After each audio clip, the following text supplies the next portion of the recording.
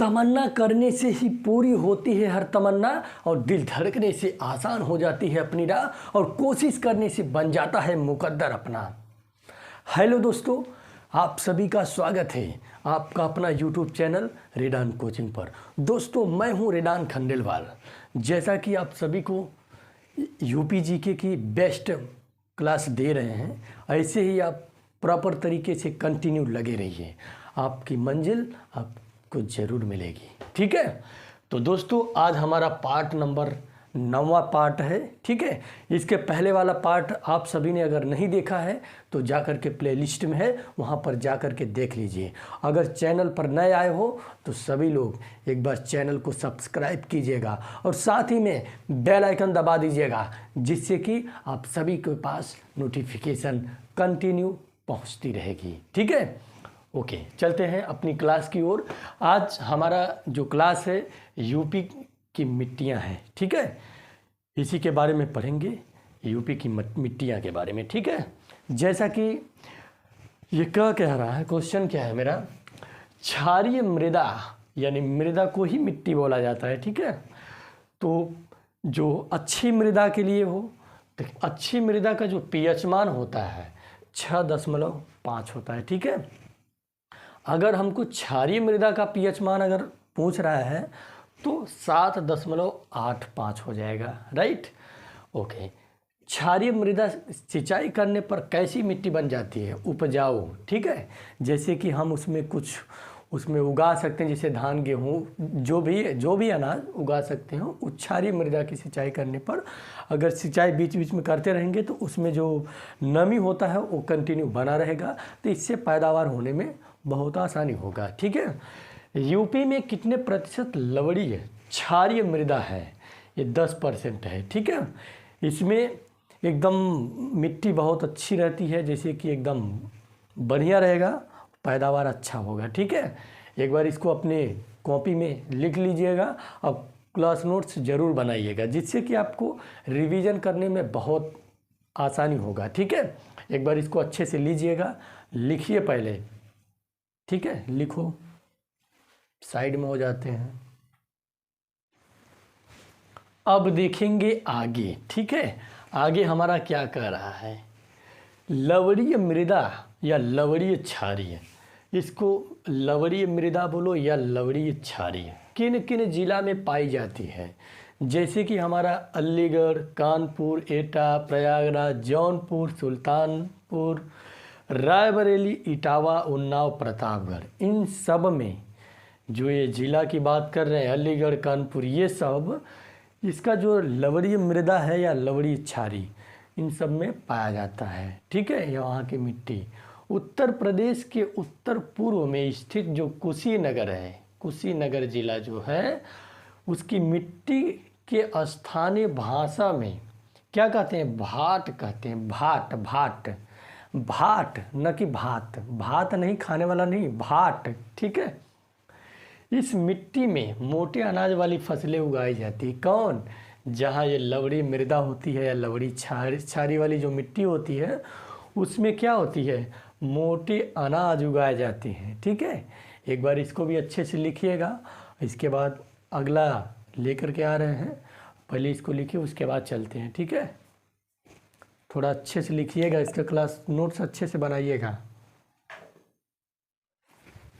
अब देखेंगे आगे, टर्शियरी मिट्टी यूपी में शिवालिक पहाड़ी क्षेत्रों में पाई जाती है। कौन? शिवालिक पहाड़ी क्षेत्रों में पाई जाने वाली कौन है? टर्शियरी मिट्टी। ठीक है, अगर पूछेगा क्वेश्चन कि शिवालिक पहाड़ी क्षेत्रों में पाई जाने वाली मिट्टी कौन सी है?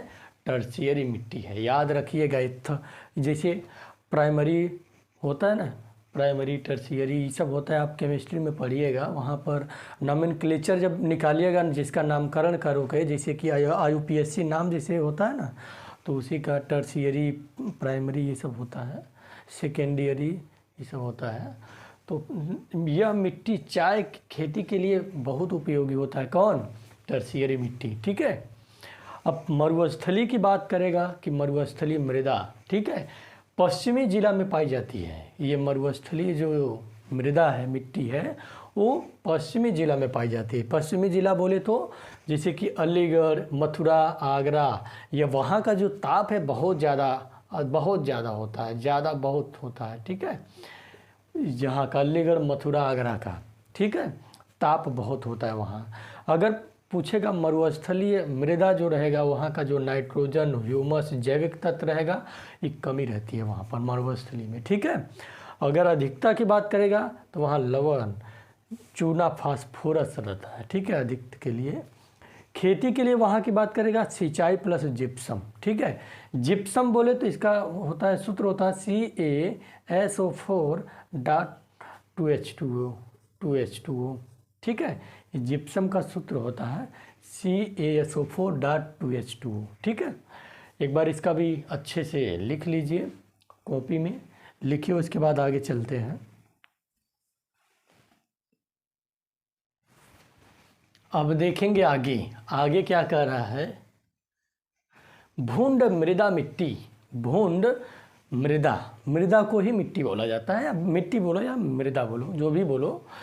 भूंड मृदा गंगा यमुना के मैदान में 10-12 फुट ऊंची टीलों को क्या कहा जाता है, भूंड, ठीक है।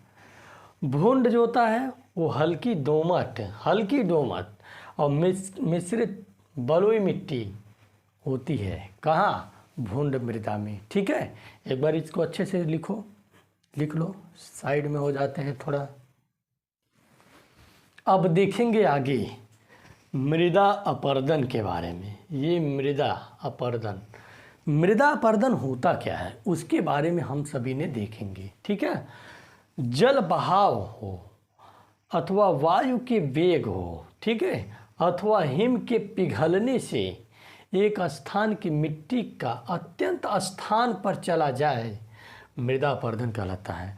जैसे कि एक स्थान से जल, मतलब एक स्थान से पानी जैसे बह रहा है, एकदम धारा बह रही है, तो वहाँ का जो मिट्टी होगा वो हट जाएगा, मतलब वहाँ पर क्या हो जाएगा, हल्का गहरा हो जाएगा, गड्ढा हो जाएगा, तो वहाँ का मिट्टी एक स्थान से दूसरे स्थान पर चला जाएगा, एक स्थान से दूसरे स्थान पर चला जाएगा।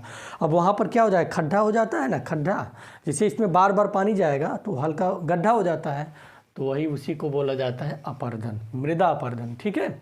अब देखिए आगे, यूपी में वायु अपरदन प्रदेश के पश्चिमी क्षेत्र में एवं जलीय अपरदन पूर्वी एवं दक्षिणी क्षेत्र में अधिक होता है। कहाँ, ये मृदा अपरदन जो है यूपी में वायु अपरदन पश्चिमी क्षेत्रों में, ठीक है, और जलीय अपरदन पूर्वी एवं दक्षिण क्षेत्र में पाया जाता है, ठीक है।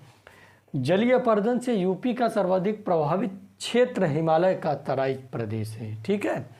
एक बार इसको अच्छे से लिखिए, हम बगल हो जाते हैं, थोड़ा फास्ट लिखिएगा, ठीक है। अब देखेंगे आगे, ठीक है, आगे का पॉइंट देख लेते हैं, जो कि दक्षिण के पठारी भाग की मृदाएं बुंदेलखंडी है, ठीक है। दक्षिण के पठारी भाग की मृदा भोटा, माड़ यानी मार, ठीक है, माड़ मिट्टी, कावर, परवा को परवा भी बोला जाता है, ठीक है। दक्षिण के पठारी इस मिट्टी में काली मिट्टी को केरल या कपास मतलब जिसको बोलते हैं करैली माटी, उसी को शुद्ध भाषा में केरल बोला जाता है। कपास एवं रेगुर मिट्टी कहते हैं किसको, दक्षिण के पठारी भाग को, ठीक है। यूपी के जालौन, झांसी, ललितपुर, हमीरपुर जिलों में काली मिट्टी का विस्तार होने का कारण चना, गेहूं, अरहर, तिलहन, अगर ये सब जिस मिट्टी में पैदावार होती है उस मिट्टी लाल हो जाती है हल्का, ठीक है। दक्षिण के पठारी मिट्टी को क्या कहते हैं, रेगुर मिट्टी कहते हैं ना, रेगुर मिट्टी कहते हैं। एक बार इसको भी अच्छे से लिखिएगा और पॉइंट बना के लिखिएगा, क्योंकि अपनी कॉपी अच्छे से सजा लीजिएगा, ठीक है। स्टार लगा लीजिएगा, डबल स्टार लगा लीजिएगा मन करेगा, ठीक है। ट्रिपल लगा लीजिए, 5 ठो लगा लीजिए, ज़्यादा सजाने की ले लो, लिखो। अब देखेंगे पहला नंबर लाल मिट्टी के बारे में कि लाल मिट्टी में क्या क्या होता है। आयरन ऑक्साइड की अधिकता पाई जाती है किसमें? लाल मिट्टी में, ठीक है। और मिर्ज़ापुर, सोनभद्र जिला में ये पाई जाती है। लाल मिट्टी कहाँ कहाँ पाई जाती है? मिर्ज़ापुर में, सोनभद्र जिला में, ठीक है। अब लाल मिट्टी की बात करेगा तो लौह तत्व एवं मैग्नीशियम की अधिकता होती है, ठीक है, लाल मिट्टी में।